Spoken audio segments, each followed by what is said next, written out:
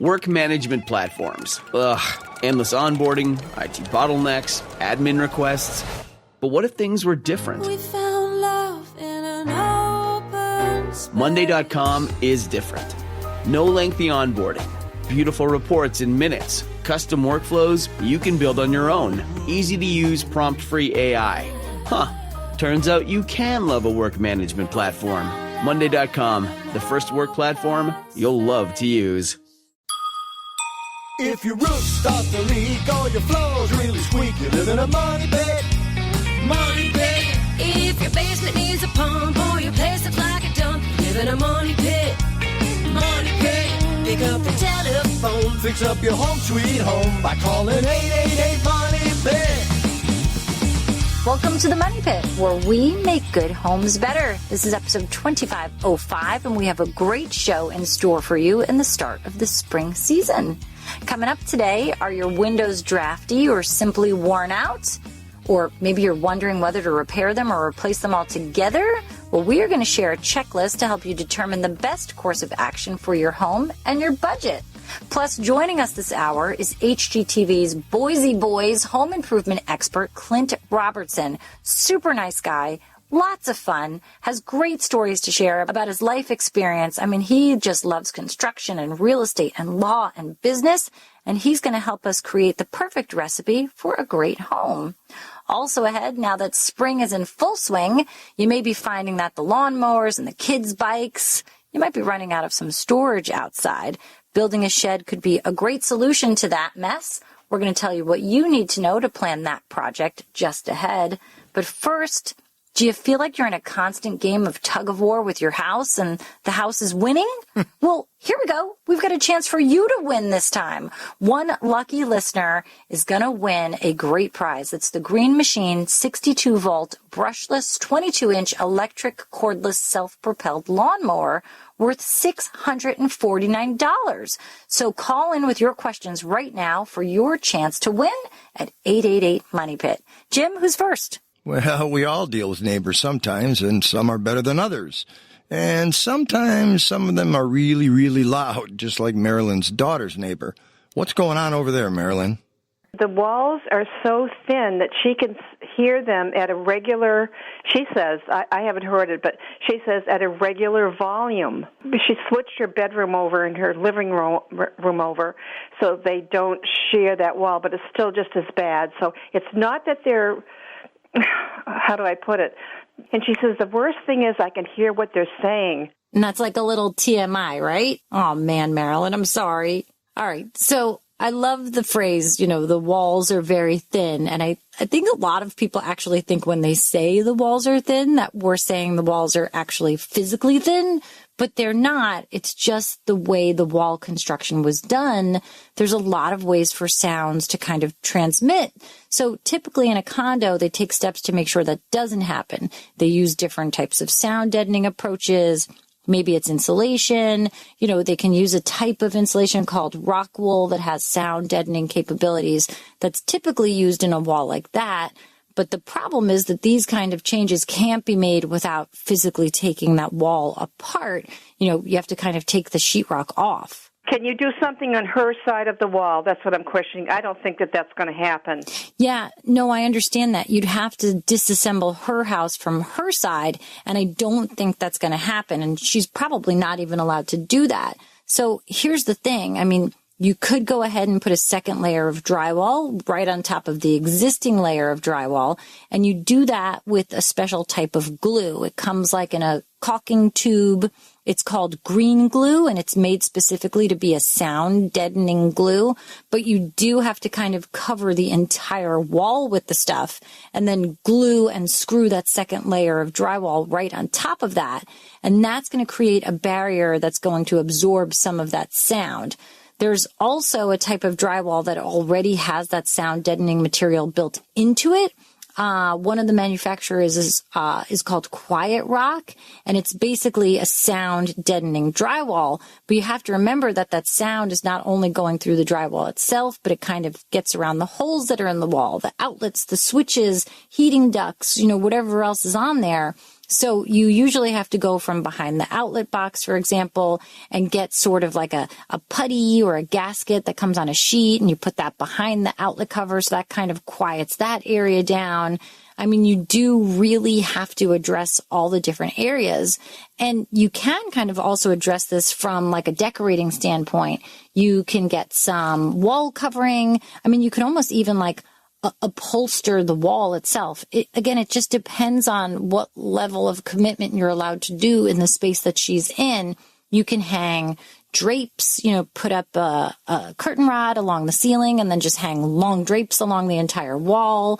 There's acoustical wall panels that sort of get built out with a channel system on the wall, and then it snaps in place. So you build out this channel system, you put some acoustic foam on the wall, you wrap it in fabric, and then snap the outer layer around it. It actually looks awesome. It's super easy to install, but it is a big project. And again, it's got to be in a space that you're in for the long haul, because you are adhering things to the wall, you're putting in, screw holes. It's a lot of stuff. So if you're in the space where you can do this, it's great. I did this for my sister's apartment with those acoustic panels when they lived in the city and they just had a very noisy neighbor, and it did the trick and it made the bedroom look really, really great. So there's a lot of things that you can do. You just have to figure out what you're comfortable with doing yourself and what you would need to hire a pro for. Oh, I can't thank you enough. I can't believe that you called back. This is great. All right, you're welcome. Good luck with everything. I hope your daughter gets her privacy back. Okay, Leslie, it's time to roll up our proverbial radio sleeves. All right. And talk windows with Steve. I'm doing it now. What are you working on, Steve? Well, I'm not working on it. Lowe's is working on it. They put the windows out farther. The windows are 4-inch vinyls, and they replaced like a 1-inch aluminum single panes. And so they didn't patch the hole that it would fit in. So now, even though it's caulked on the front and the back, there's air leaking from the sides. What I test that is I just turn on the fan in the bathroom, and I can go to the farthest window in the house and put it by the sashes, or there's a couple holes in the vinyl, and air will be sucked through that. The HVAC, it's so strong it'll blow out a candle. I just had the inspector there, and the inspector kind of said that he's just there to look at the screws. He says he liked the caulk job, and they said they're going to fail it. We're yet to see that if Lowe's gets to hear that the job failed. Who measured the windows here? Who measured the house? Did the contractor come to measure those windows? The contractor did that. Yeah, look, this sounds like a problem with their installed sales department. So I do think you need to go back to Lowe's and file a formal complaint about the job. They certainly don't want to have that work out there. And I mean, it's pretty clear to me from your description that the windows weren't measured correctly, because if they were, they would have just gone in and installed, and they would have been properly sized, and it would have been a much easier project. They are always going to be a little smaller than the opening, and you usually fill that space with an expandable foam sealant, and you want one that has some flex to it. So you definitely want to make sure you go with a foam sealant that's rated specifically for windows and doors, because if you don't, the traditional expandable foam is kind of going to squeeze that window and maybe even squeeze it shut, and you don't want that. So there are the ones that are rated specifically for windows and doors, and that will fill it but allow everything to operate and fill that gap. So I do think you need to go back to Lowe's, file a complaint. I don't know if the inspector is going to be a source for this. If they fail, it helps you, but I don't think that they're necessarily going to be the determination of quality. They just want to make sure that it's watertight, and it sounds to me like you want this to be an airtight installation. And I think you just need to go back to Lowe's, tell them about the issue, and hopefully they come and help you address it. Okay, thank you. And like anything, of course, Leslie, you want to go in there politely and you handle things the way it should be, as opposed to, flipping out and stuff. I save flipping out for if the niceness doesn't always work.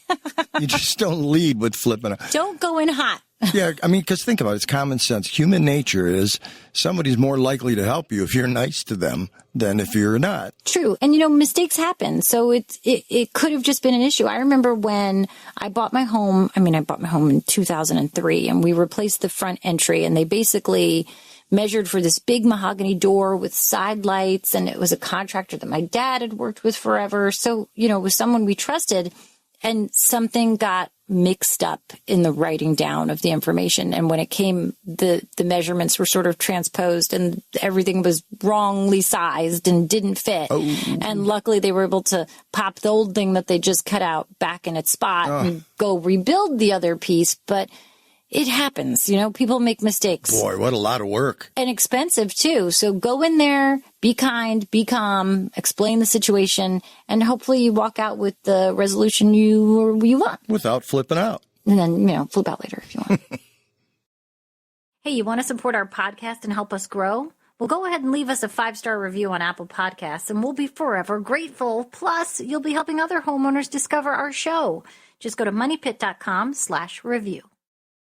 More rewards, more savings. With American Express Business Gold, earn up to $395 back in annual statement credits on eligible purchases at select shipping, food delivery, and retail subscription merchants, including the $155 Walmart Plus monthly membership credit and $240 flexible business credit. Enjoy the benefits of membership with the Amex Business Gold Card. Terms apply. Learn more at americanexpress.com/business-gold. Amex Business Gold Card. Built for business by American Express. What are you guys working on at your Money Pit? If you got some outdoor projects, we have got a prize that is fantastic for you up for grabs this hour. It's the Green Machine 62-volt brushless 22-inch electric cordless battery self-propelled lawnmower. This is a prize worth $649. One lucky listener is going to get this very powerful 62-volt battery. I mean, it kind of gives you like gas-like performance, and this battery will give you up to a 70-minute runtime. The prize includes 2 batteries and a super fast charger. Check it out for yourself at homedepot.com, but give us a call for your chance to win. Jim, who's on the line? My dearest Leslie, we have Charlotte in Louisiana. She is with us next year on the Money Pit. She's got a water issue on the patio. What's going on down there, Charlotte? We have a small patio on the back of our house, and we want to extend it out to help divert the rainwater needs to flow through our yard, and we want to, I wanted to know what might be decorative, that wouldn't just look like a slab of concrete, and that would also help, slope down to allow the water to flow through our yard. Well, why don't you build the new section out of paver bricks and then pick a color that complements the existing concrete patio? I mean, you can almost surround it, and if you have a brick color, you can have a gray stone color. There's lots of different colors associated with that, and you can make it look like the whole patio was designed to be that way, even though it's kind of 2 sections.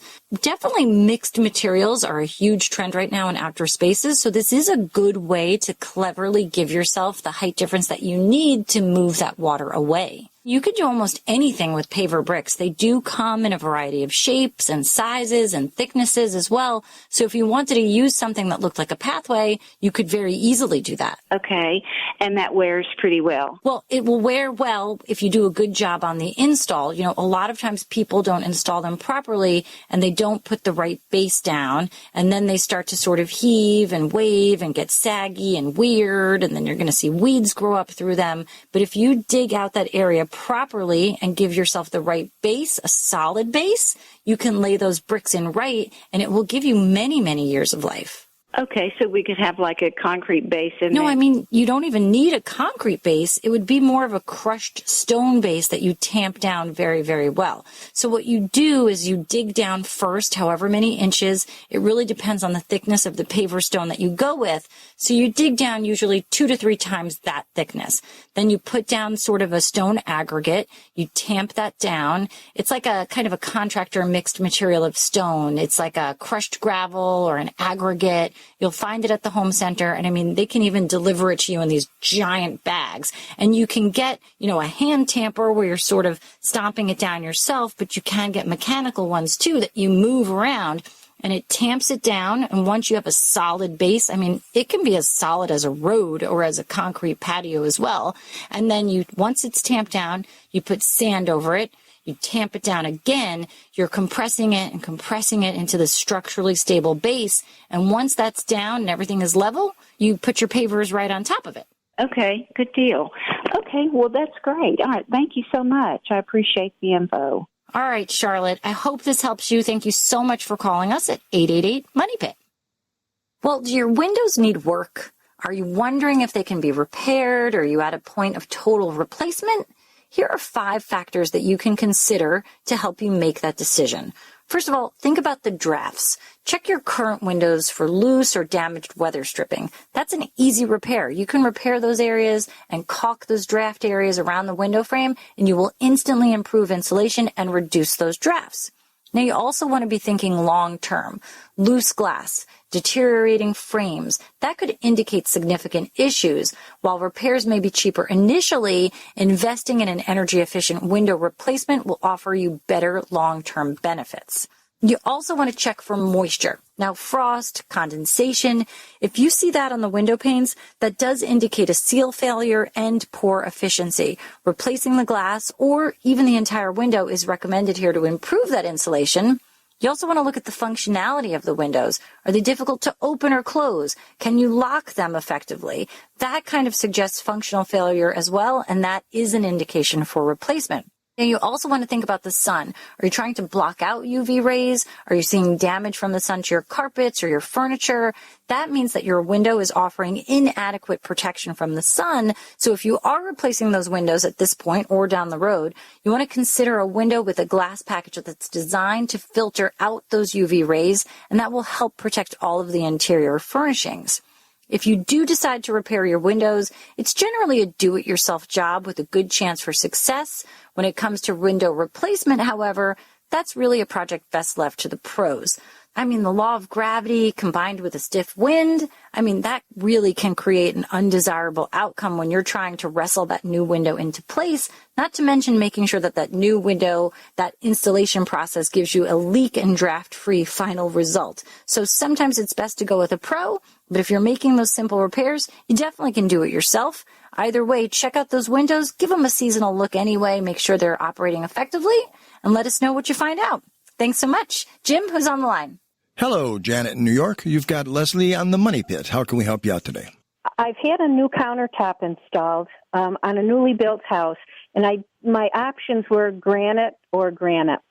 And they installed the countertop in the kitchen, and I've looked online and I've talked to several people, and I get so many different options or different ways to keep it clean and to maintain it. My biggest thing is this granite seems to be more work. Yeah, well, hi, Janet, neighbor in New York. You're right about that. Everybody kind of thinks, well, it's granite, it's going to be indestructible, and it is, but it's the finish that needs a lot of work to maintain. The quartz countertops are a lot easier to maintain than granite because granite by its nature is porous. And, they mill it, the granite, and then they finish it, and then the sealer is applied, and it does have to be redone from time to time. And that could be every few years. You just have to stay on top of it with cleaning and polishing. So you're right. It is more work than a Formica countertop, but here you go. You also have to make sure that whatever cleaning supplies you're using are going to be safe for granite or natural material surface,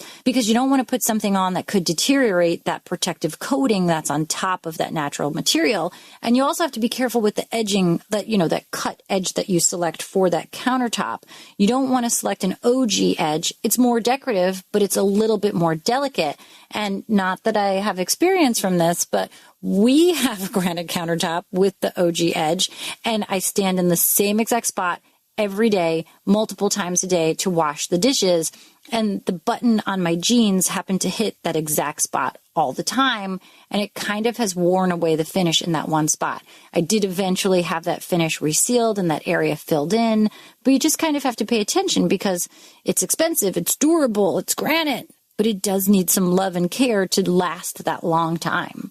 All right? Oh, good. Thank you. Well, good luck with your project, and thank you so much for calling us at 888-MONEY-PIT. This episode is brought to you by Progressive Insurance. Do you ever find yourself playing the budgeting game?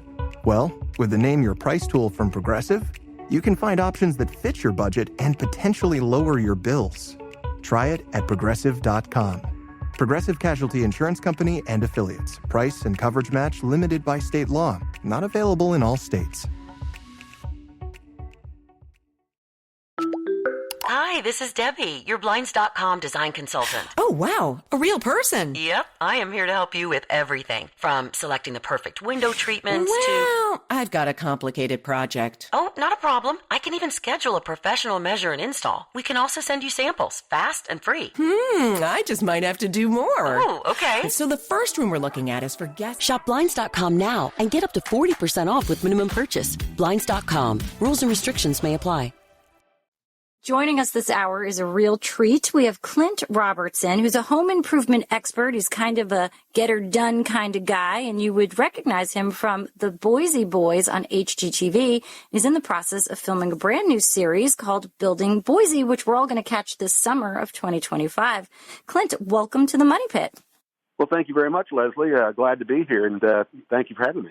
Well, we're super excited to check out what you have going on. So tell us about this new project, Building Boise, because we all certainly enjoyed the Boise Boys, and you and Luke were happy to have you back in our lives. So tell us a bit about it. Well, if you've ever been to Boise, you know it's just a magical place. It's got the river running through the middle of it. It's in the foothills of the Rockies. You've got desert hills, and a little bit further north, you've got the beautiful alpine area. It's really magical. It's got Boise State University. I'm actually an attorney and a CPA, so I'm not only a Boise State fan. I actually teach business law at Boise State, so it's just a good town to be in. Well, I mean, this is so interesting because you kind of really bring both sides of this business. You've got business law. You've been a CPA. You deal with realty and flipping houses, and you kind of bring this full encompassing approach when it comes to homes. So tell us a bit about that. Yeah, I grew up the son of an entrepreneur, and I didn't really know any other way. One thing my dad always told me when I was a kid, he said, he was a CPA, and he said, man, if I'd only been an attorney, I feel like I'd been the whole package. So I thought, you know what, spoken from a guy who knows what he's talking about, I went ahead and went to law school after I worked a year at Ernst & Young CPA firm in the small business department. I got my business law Juris Doctor. I practiced a little bit, but I've always kind of used it as my own tool in real estate because obviously that's my love. I mean, which is really so great because you're looking at a real estate deal and what a home could be from all aspects of it, from a financial approach, from an aesthetics approach, from sort of a resale, from an investment standpoint. So when did you kind of figure, you know what, I'm going to be a contractor and I'm also going to have a TV show? Pre-2008, and we all know what happened in 2008 when the real estate bubble hit. I know, don't talk about it. Back before 2008, there were a lot of coastal buyers, when I say coastal, mainly the West Coast, looking for income-producing real estate in Texas. I started developing dirt, just finding dirt, raw dirt, developing it, subdividing it, building fourplexes, duplexes, and condos and apartment complexes, selling to coastal buyers on HELOCs. That was just a huge business, and I realized really quickly that if I control every end of this, from the finding the dirt all the way through the developing, the building, own the real estate office, own the title office, and basically beginning to end, there's so many holes along that road that get taken out of real estate. And I found that if I controlled the whole process, then the profits were really, really almost double what they would have been had I not been paying these tolls at each step, others experts doing, what I could do. I mean, that's really great. And it's so beneficial for everybody that you're working with to sort of all be in this one group to have a successful project. Now, you and Luke from the Boise Boys on HGTV have been best friends for how long? I met Luke at church. I love what he does with his family. I love how he has a heart for children who don't have families, and he's opened his doors to many, many children who have disabilities. Those children now have a home. They have a loving home, a good mom, a good dad who's solely devoted to that, and I really like that. So when I met Luke, we were in church together. He was a traveling musician. I had a law office and a little CPA firm kind of all in one, and we had just discovered Boise. We were living in northern Idaho, and so I realized pretty quickly when I got to Boise that it was in a Goldilocks zone where you could buy, flip, and sell and make a good return. Luke, come to find out, had a couple of houses he was actually working on, and we all know what happens when you get close to the end of a flip house. It's a three-ring circus, and if you not manage really closely, it can turn into a money pit. No pun intended. No, so I jumped in when Luke was traveling and helped him finish out a couple houses. And Luke has that aesthetic thing going that few people have. He can see what it can be from what it is. So I thought, well, he knows the area. We row the boat in the same direction when it comes to family and taking care of our kiddos. And so we jumped in together on one house, and the rest is history. Oh, that's awesome. What can we expect from Building Boise in the summer of 2025? How are you guys doing? How many episodes are you in on? Well, right now we're about to have 4 drop, and the good thing is because everything's streaming now. Not to talk about networks and numbers, but as you're aware, across the board, networks are really suffering, but streaming is where it's at. So we're trying to get ahead of that curve. We're working with a group called Homestyle, and if you have a smart television, you'll be able to watch the show. It's that simple.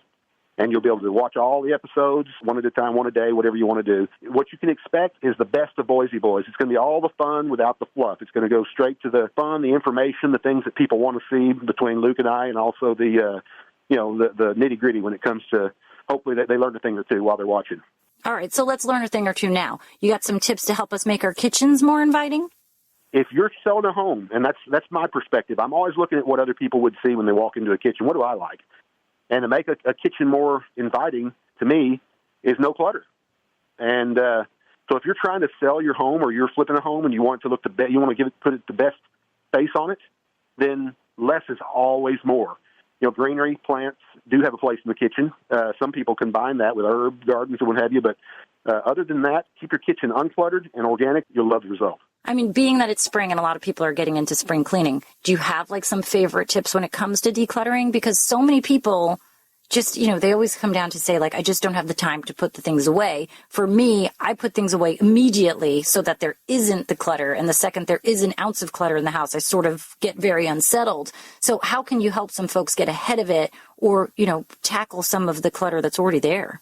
Well, that everybody's got a junk drawer where they've got scissors and tacks and rubber bands and those types of things in their kitchen. Don't feel bad when you have a disorganized junk drawer. Take out all your clutter on a junk drawer, but make sure everything else is organized. And something that a lot of houses ignore today, if you're renovating a home or if you're looking to buy a home, if you're renovating, make sure you give that prospective buyer a big pantry. If you're buying a home, you can never have a big enough pantry. So just make sure you have a pantry that you can close the world out of when you're entertaining, just when you want to clean up in the kitchen.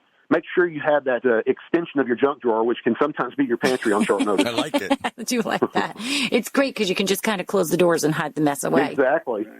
What about in the bedroom? Any tips to kind of make a bedroom feel warmer, more welcoming, more relaxing? I'm a big believer in sleep and how sleep really just makes life better. And the studies have proven that a good night's sleep is the foundation of good health. And I've never had any problem sleeping. I love, but sometimes on a Saturday morning when I want to sleep in, that sun comes creeping in the window, and that's not ever fun. So Cindy and I experimented with something on our most recent home, and we loved it. We actually they have new products out that basically are blackout shades, which hug the whole window, completely take the light out. But something else we did to make our bedroom more cozy is we did something unorthodox. When we bought the home, there were white shelving and white television shelving, bookcases in the bedroom. Everything was white. The curtains were white. And I said, Sandy, let's just try something out here. I went and found a really cool midnight blue, almost black, but it had just enough blue. We painted all the walls in midnight blue. We left our bookcases white and the trim white, and the ceiling obviously we left white. But it so transformed our bedroom. It's one of the best decisions design-wise I have ever made, and we'll never go back. I'll never have a bedroom that doesn't have dark-colored paint in it. It's just so rich. And I do love when you take a darker paint and you go with an eggshell finish, and it kind of gives that wonderful, rich, velvety feel. It does, because you don't have reflection. Yeah, it's great. If you don't have eggshell, you're going to get a reflection off of it, and you don't want that. That's a great point, Leslie. All right, Clint Robertson, home improvement expert and one of the Boise Boys, who we can all check out, Building Boise this summer, online streaming on your smart TVs. Where can people go to check things out? Still send them to Instagram for the Boise Boys? We're all over social media, so look up Boise Boys on social media. You can actually, in the meantime, on your smart TV, start looking for Boise Boys, because not only do we have a lot of episodes out from our previous seasons, but if you search Boise Boys, you'll be able to find Building Boise, because we'll be one of the top returns on your smart TV search. So just keep your eyes peeled. We're coming. Give us a call. Let us know what you are working on. Our team is standing by at 888-MONEY-PIT to put you in the queue so we can lend you a hand and help you finish those home improvement projects, but also help you win a great prize to tackle a very seasonal project. It's the Green Machine 62-volt brushless 22-inch electric cordless battery. It's a self-propelled lawnmower. It's worth $649. You can check it out at homedepot.com. but you have to be in it to win it. So give us a call at 888-MONEY-PIT. Well, now that spring is in full swing, you might be finding that between the lawnmowers, the bikes, the balls, the sporting equipment, you could be a little tight on storage, and sheds could be a solution, and it can actually be a DIY project or a pro project. But before you begin, there are 4 important things you've got to consider. First of all, the average cost to build a shed is going to run between $800 and $4,000. I mean, this all depends on the materials you choose, whether you're doing it yourself, whether you're hiring a pro. But whether you go pro or you opt to go to loan, there are several basic questions you've got to ask yourself before you start. For example, do I need a permit? Well, you might. You want to check your local building codes to determine if you need that permit to build a shed on your property. You don't want to find out after you've finished the project that it's got to come down because you violated some sort of building code or zoning ordinance. So better to ask those questions up front before you spend the expense and the time. Now, when it comes to the shed itself, what size, what style? Do you want something simple and just utilitarian, or do you want something decorative? There's so many different styles and sizes out there. You want to evaluate your home and property to determine the best style for your needs. Now, you got to think about where does this shed go on your property? Depending on the size of the property, you could have a few options for the placement of the shed, but depending on the property and setbacks and neighbors, you might only have one option. So you got to figure out what's going to work best for you. Some popular choices include building it close to the house, which makes running power and water maybe super easy, or some like tucking it to the side or the back of the property so it's less obtrusive. Totally on you, totally on your aesthetics there. And the last thing to think about is what's your budget? If you've got a tight budget, you can build a simple shed yourself that gets the job done without a lot of frills. If you've got some wiggle room, you can look for added features such as integrated shelving inside. Maybe the exterior is a little bit more fancy with some decorative trim.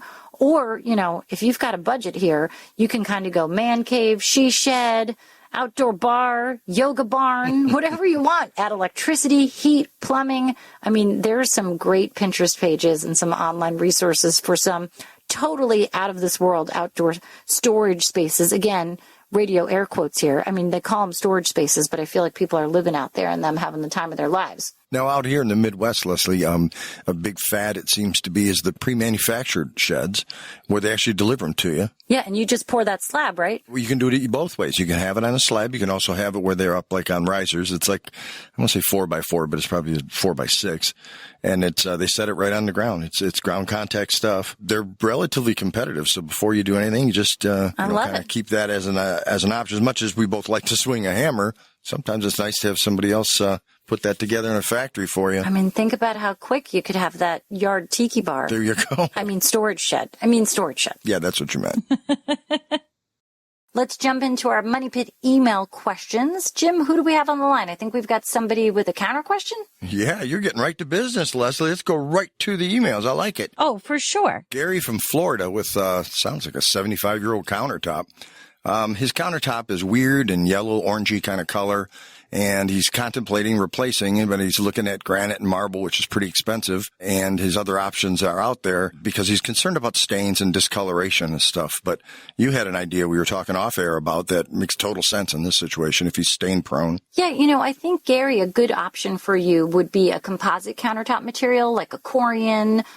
There are several different brands out there, and it's made from a bunch of different materials to replicate a solid stone surface. And it is a solid stone surface in its own right. It's just a composite material. So it's not real granite. It's not real marble. It's made, though, to look exactly like that. I mean, it can even look like concrete. It can look like a solid, shiny color. There are so many wonderful ways and color options and design options when it comes to Corian. And the good part is that it's super durable. They are generally scratch resistant. They are generally heat resistant. And the price point is way lower than a natural stone. So I think if it's time to finally update these countertops, it's a good option to look at that keeps you in a very reasonable budget. So good luck with this project, Gary. I can't wait to hear about it. Corian is an awesome choice. You can't go wrong. I can't wait to hear about it when it's done.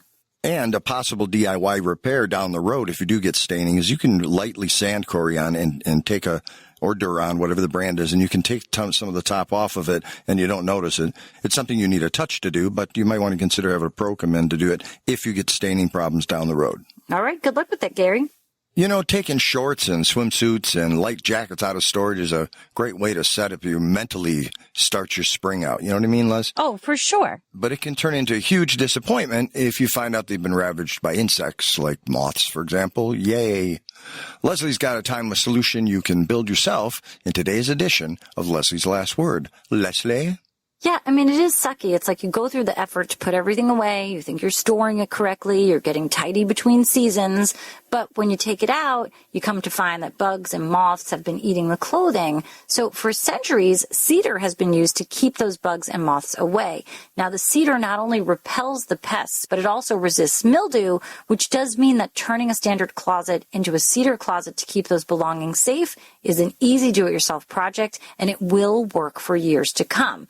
Now, you can add as much or as little cedar as you want to the walls of the existing space. It's going to be most effective if you line that space in full. And I'm talking about the ceiling, the back of the door, all sides, the floor. To start, you want to make sure you go with Eastern red cedar. It's the type that gives off the scent that does keep those bugs away. And you can either nail the tongue and groove cedar to the studs, you can attach it using construction adhesive, or you can do a combination of both. You can use a stud finder to find and mark those studs and begin at the back wall. Now you want to nail through the tongue of the wood at each section and angle the fasteners about 45 degrees down to keep them from getting in the way of the next board. And once that back wall is fully covered, you want to install the cedar on the side walls, allowing the back edge of the boards to cover the cut ends at the corners. And the best part here is that over time, as the cedar scent sort of starts to wear away, you can rejuvenate it by just lightly sanding that cedar. You might have to do it once a year. It could be a little bit more, but you'll notice as that aroma kind of fades, that means it's not working as effectively. But sand it, obviously, take the clothes out, protect the area, sand that cedar, vacuum away the dust, and you've got a whole rejuvenated cedar closet, which means your clothes are in good shape, you're saving money, and the bugs are gone. Great do-it-yourself project and a great way to extend the life of your wardrobe. Coming up next week, guys, are you ready to spend more time outside? Well, we've got 5 easy ways for you to create the perfect outdoor living space. All that and more next week on The Money Pit. I'm Leslie Segretti. Remember, you can do it yourself, but you don't have to do it alone. On the Money Pit Radio Show. On the Money Pit Radio Show. Pick up the telephone, fix up your home sweet home by calling 888-MONEY-PIT.